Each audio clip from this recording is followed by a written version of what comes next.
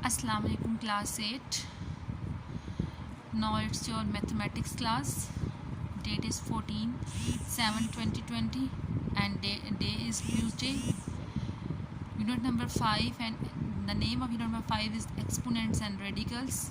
Today we discuss page 57, 58, 59, 60 and exercise 5 question number 5. First of all laws of indices या हम इसे exponent भी कहते हैं, ठीक है. And the second name is laws of exponent. First the laws of exponent is 6. Okay, first law is if x bar a and x bar b, if x bar a and x bar b and the sign between both is multiplication, then power is at a plus b.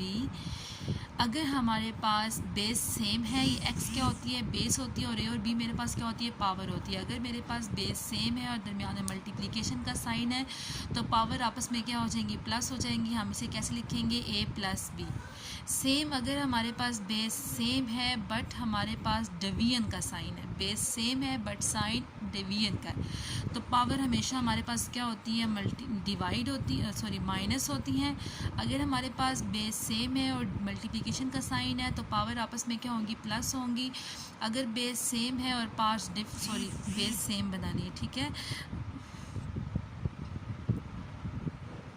इसको cross कर देते हैं. Base same है, यहाँ पे मेरे पास x ही base है तो पावर्स हमेशा हमारे पास क्या होंगी, माइनस होंगी, ठीक है. सेकंड मेरे पास कहते हैं कि अगर x की पावर a है ब्रैकेट में और बार b है तो पावर हमेशा क्या होती है, आपस में मल्टीप्लाई होती है. अगर बाहर a है, अंदर a है, बाहर b है तो पावर्स क्या होंगी, मल्टीप्लाई होंगी.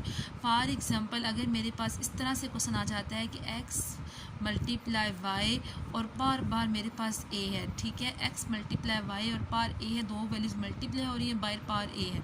इसका मतलब है कि x की पार भी a है और y की पार भी a है. अगर मेरे पास यहाँ पे x y दो वैल्यूज़ आपस में मल्टीप्लाई हो रही हैं और बाहर पार a है तो इट्स मीन x की पार भी a है और y की पार भी b है. और अगर दो वैल्यूज़ आपस में डिवाइड हो रही हैं और बाहर पार a है तो इसका मतलब है x की पार भी a है और y की पार भी a है. लास्ट इज़ अगर हमारे पास किसी भी नंबर या किसी के नंबर या वेरिएबल की पार्ट ज़ीरो हो जाती है तो आंसर हमेशा हमारे पास क्या होता है, 1 ही होता है. किसी वेरिएबल की या किसी नंबर की पार अगर हमारे पास ज़ीरो आ जाती है तो आंसर हमेशा हमारे पास क्या आता है, 1 ही आता है. टू वैल्यूज़ अगर आपस में डिवाइड हो रही हैं और बाहर मेरे पास a है तो इसका मतलब है कि x की पार भी a और y की पार भी a है. सेम अगर टू वैल्यूज़ आपस में डिवाइड हो रही है तो इसका मतलब है x की पार भी a है और y की पार भी a है. अगर हमारे पास दो पार्ट्स आपस में इस तरह से हैं तो इसका मतलब है पावर्स आपस में क्या होंगी, मल्टीप्लाई होंगी. अगर दो वैल्यूज़ आपस में दो सेम बेसिस आपस में डिवाइड हो रही हैं और तो हमारे पास पार्ट्स आपस में क्या होंगी, माइनस होंगी. और बेसिस सेम है और मल्टीप्लिकेशन का साइन है तो पार्ट्स आपस में क्या होंगी, प्लस होंगी. इनका डिटेल जो वीडियो है वो मैं आपको बता चुकी हूँ कि इसको हम किस तरह से हम सॉल्व करते हैं, तो आप लोगों ने उसको देख लेना, ठीक है. अब हम करेंगे एक्सरसाइज 5 का क्वेश्चन नंबर 5 विच इज़ एवोल्यूएट. अब फर्स्ट क्वेश्चन है.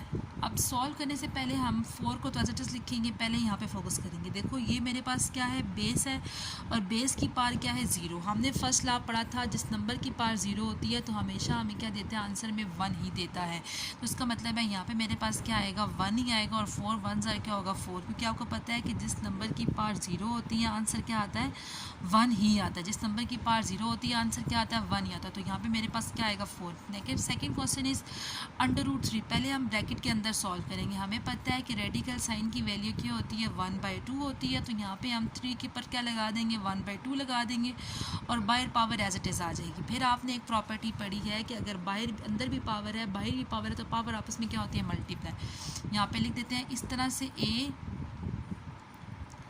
और बाहर b है तो पावर आपस में क्या होंगी, मल्टीप्लाई. आप देखो यहाँ पे अंदर भी पावर है बाहर भी पावर है तो इसका मतलब है 3 की पावर 1/2 मल्टीप्लाई क्या आ जाएगा, -4. अब कैंसिलेशन करेंगे, 2 1 ज़ार 2 and 2 2 ज़ार 4 तो 3 की पावर मेरे पास क्या आ जाएगी, -2. 3 की पावर मेरे पास क्या आ जाएगी, -2. अगर इसको हम थोड़ा सा मैं देख लेती हूँ आपकी बुक में आंसर कहाँ तक है.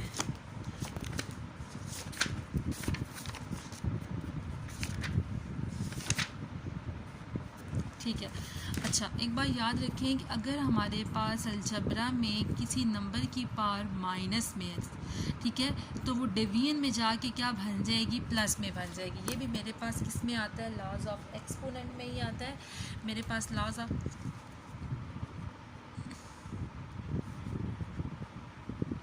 ठीक है।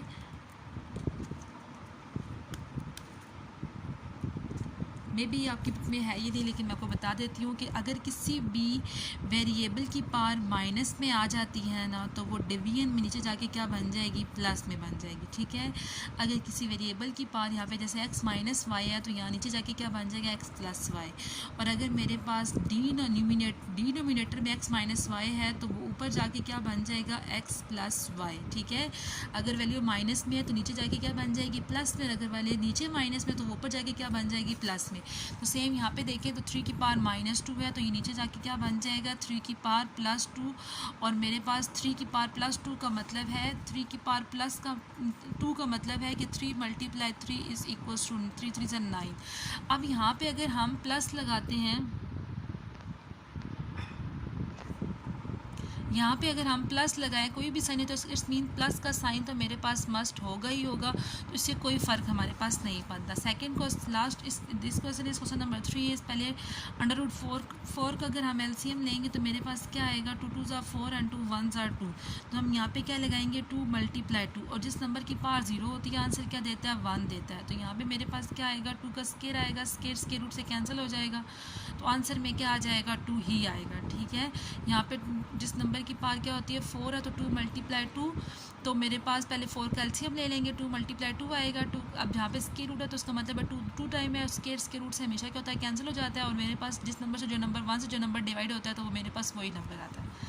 अब ये क्वेश्चन, ये same question same to same ऐसा ही है क्वेश्चन नंबर 2 की तरह। सबसे पहले रेडिकल साइन की क्या वैल्यू होती है, 1/2। तो हम यहाँ पे लिखेंगे 2 पावर,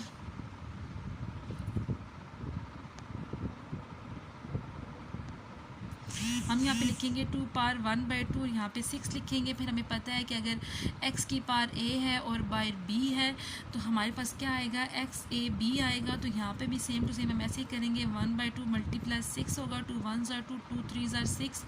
2 की पावर मेरे पास क्या आ जाएगी, 3 आ जाएगी। इसका मतलब है कि 2 मेरे पास कितनी दफ़ा है, 3 टाइम्स है, 2 2 = 4, सॉरी 3 टाइम्स है, 2 2 = 4 and 4 2 = 8। ये मेरे पास क्या बन जाएगा, इसका आंसर बन जाएगा।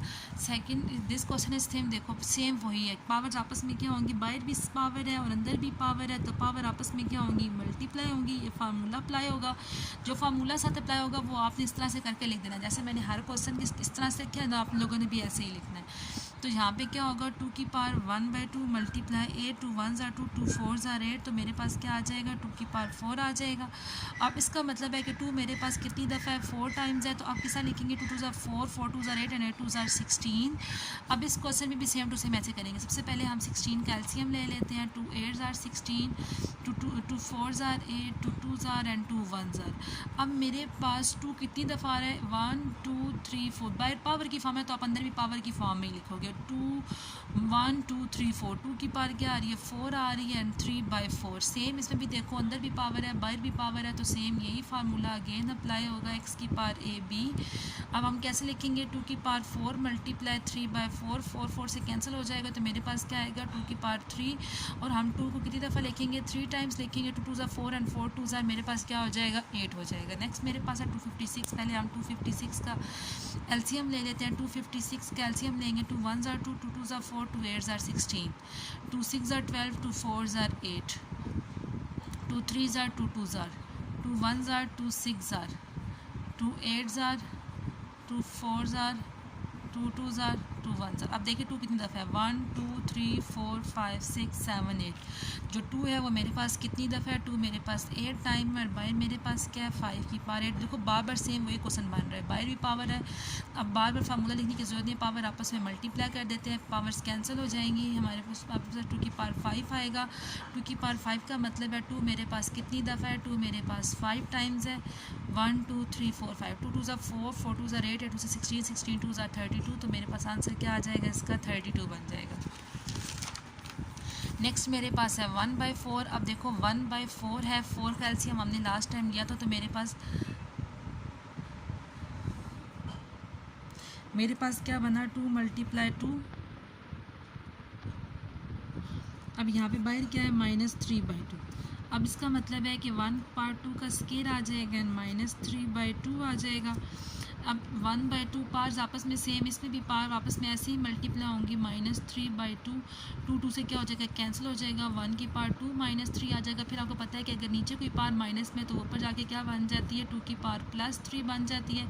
इसका मतलब है 2 मेरे पास 3 टाइम्स है।